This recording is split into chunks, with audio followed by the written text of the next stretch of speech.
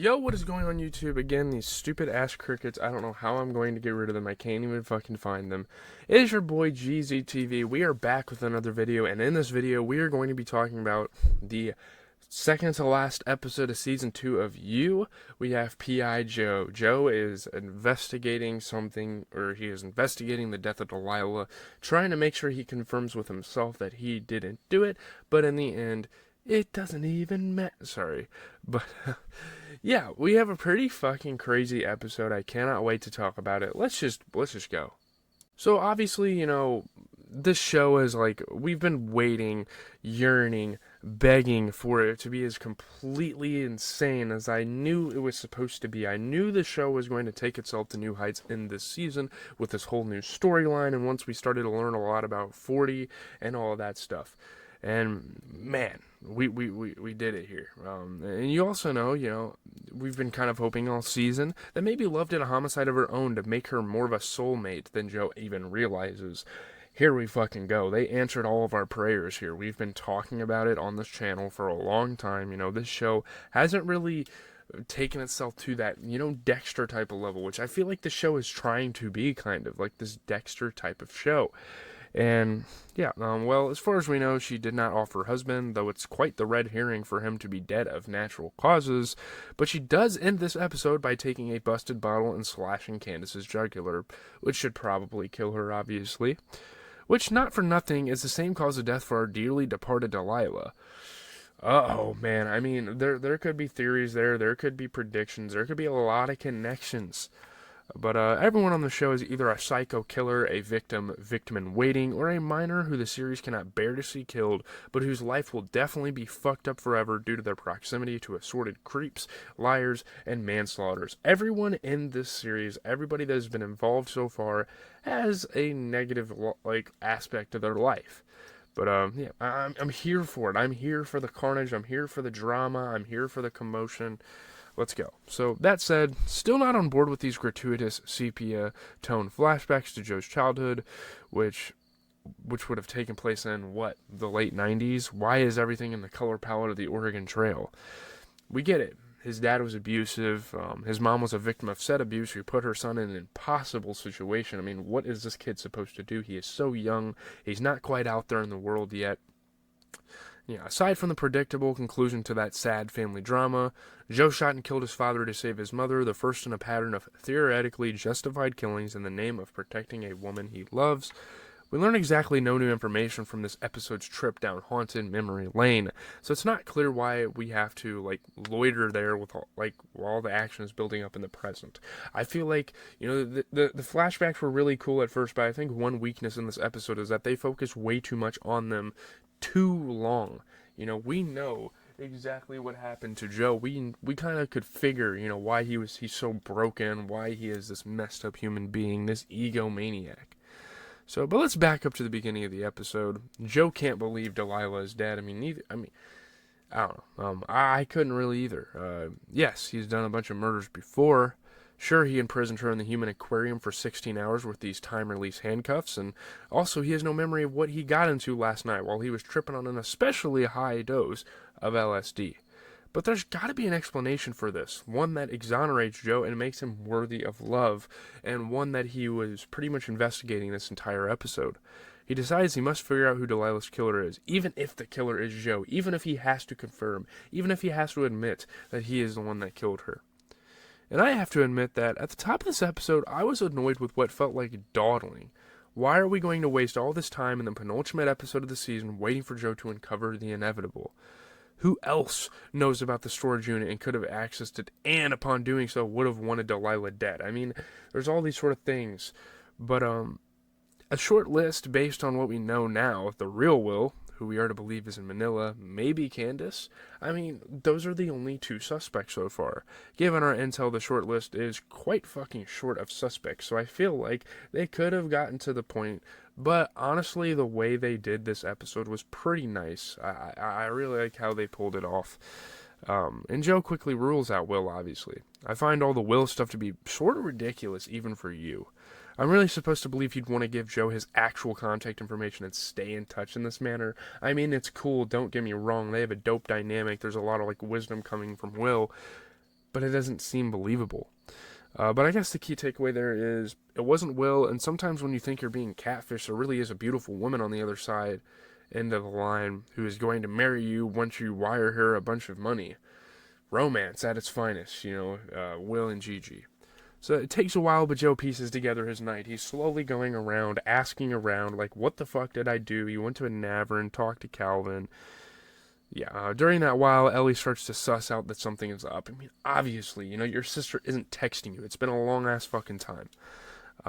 Delilah's MIA, not returning her text. Joe alerts Officer Fincher that Delilah was getting death threats from crazy Hindi fans who didn't take her #MeToo essay in the spirit in which it was intended, and then he heads out to play detective. Fincher is obviously picking up some suspicions. It's very odd of Joe to kind of act like this and to almost like gaslight him, almost like manipulate him in this situation. But Love babysits Ellie, teaching her how to chop vegetables carefully. Her hand on the giant knife is kind of funny and kind of wholesome. Look how comfortable Love is with sharp objects, too. Too comfortable, if you ask me. And that seems like kind of a foreshadowing. And letting Ellie vent about how her dad, the parent who really understood her, died, leaving her and Delilah functionally alone. Now, I'm not sure. I can't really think how much we've gotten in touch with this whole Delilah-Ellie family, but she told us a little more about it, and now it's starting to make sense.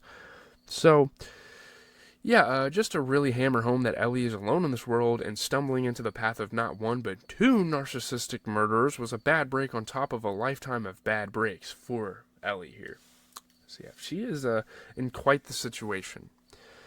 So Joe hits up 40's place and Dottie answers the door, of course. She knows he knows the family's secret and claims that, in turn, Joe's secrets are safe with her. Does she know any of his secrets, though? I mean, this starts to bring up all sorts of alarms. This starts to ring the alarms. Like, did I actually kill Delilah? Did 40 witness it? So he has to talk to 40 about this. Yeah, you obviously doubt she knows all this stuff, though. 40 pops in to rhapsodize about the effects of mind-altering drugs. We touched God, like tickled his balls touched, and snuggle a little too close with his mom. Again, it's so weird. This whole family dynamic, it's super intimate.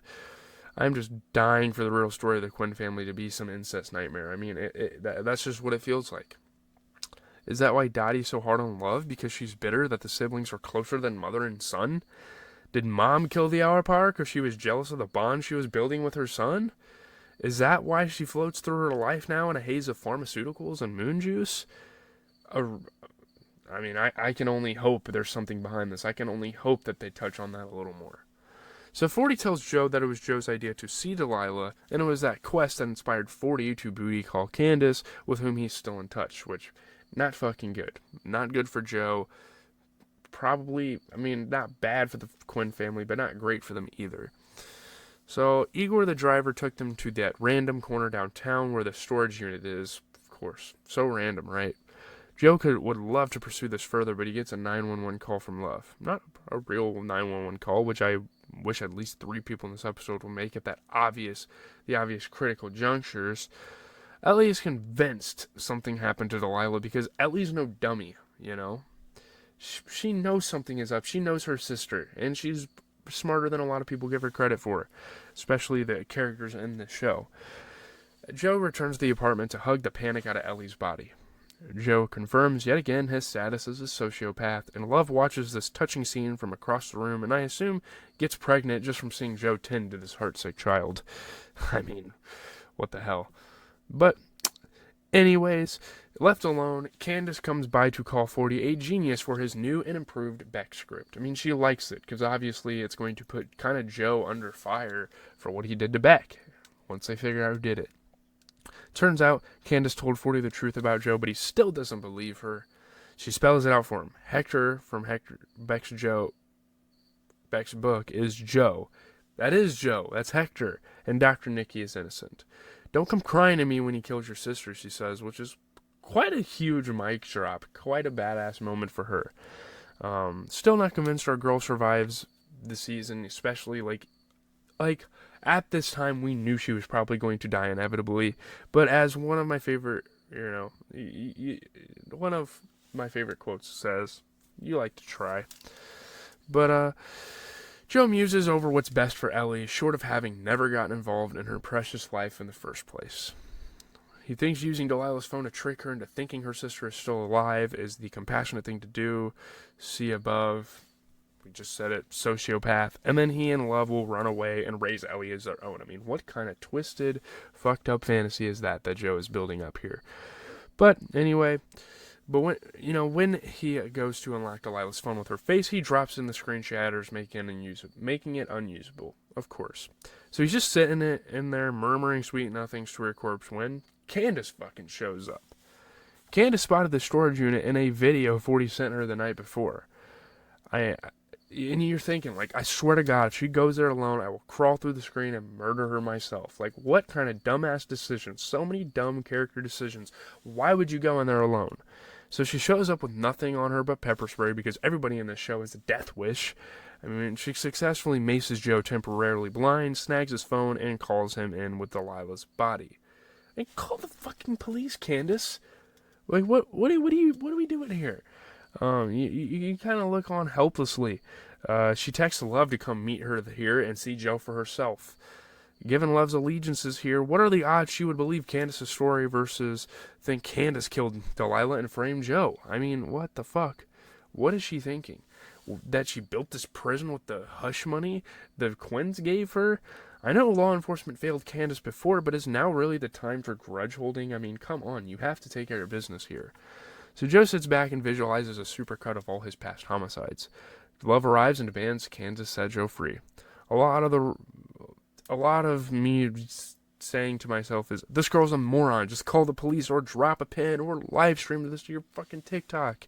Even Hansel and Gretel knew to leave breadcrumbs, and all they were doing was going on a leisurely stroll through their neighborhood woods. How is it that this bitch got buried alive and doesn't think to take more precaution on this suicide mission?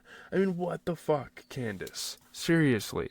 So Joe confesses and explains that he was only doing these murders to be good enough for you, Love, which is literally kind of crazy because he said all this stuff in his voiceovers and now he's like really bringing it to light.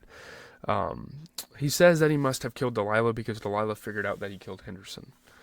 So Love storms out crying, of course. She cannot handle this. This is a lot for her, even after what happened with 40. So Joe wonders, if I'd walked into a different bookstore, one not run by a Soviet prison guard, would he be a better man? Also, Joe has stashed a spare key inside the prison because, of course, he did. Why he didn't use it before is unclear. But he decides it's time to take responsibility for himself, so he tosses the key outside. Lots of really interesting choices being made here by people who are trying to give me a fucking aneurysm while I'm watching this. So Candace follows Love out. Love returns this act of concern by stabbing Candace in the throat so she can die as the Lord intended in a pool of her own blood in the saddest storage facility in Los Angeles. Then Love comes back to Joe, who is feeling even more insane than usual. Where's Candace? He asks. Love, in the very chill lexicon of a mob boss, assures him, I took care of it. Like, are you fucking used to this? Are you this fucking cold-blooded? Like, what the fuck? I don't know. It's so confusing. There's a lot of things we need answered. I think this finale should hopefully answer some questions and wrap up a pretty decent season. I would say the first one has been a lot better than the second one, but I think they still have potential to do something good. So I'm out, guys. Leave a like, comment, and subscribe. As always, it has been your boy GZTV. Again, I am so sorry for the crickets. We're just going to get out of here real quick. Put these clips together. These are really not high-effort videos. This is just my opportunity to come in here and have a discussion with you guys about a pretty decent show that I started watching. So, on that note, bye, guys.